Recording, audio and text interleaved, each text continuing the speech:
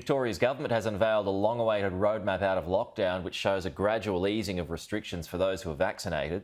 The plan was informed by modelling from the Burnett Institute, which considers pressure on the health system. Sunday was roadmap day for more than 6 million Victorians who waited to hear when life would return to some kind of normality. Make no mistake, we are opening this place up. There is no alternative.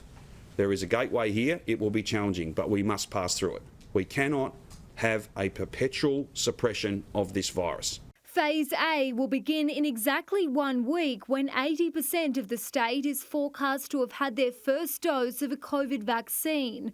The milestone means more Melburnians will be able to engage in outdoor activities and travel will be allowed up to 15 kilometres. You can play basketball, golf, tennis, cricket and other outdoor recreational activities, but the same limits on households and numbers will apply with picnics.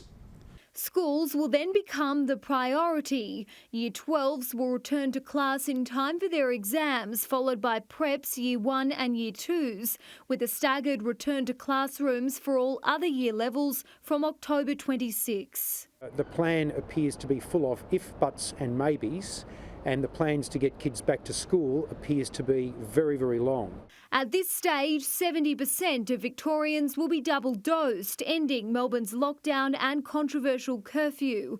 The travel limit will increase to 25 kilometres. Hospitality venues will reopen to up to 50 fully vaccinated people, but only for outdoor dining with strict density limits, as vaccine passports are utilised. It's not a roadmap for everybody because there will be some people that do have outside and some people that don't. And there'll be a lot of businesses that just won't make it through and they'll leave debts in the community. Life will look more normal in early November when 80% of the state will be fully inoculated.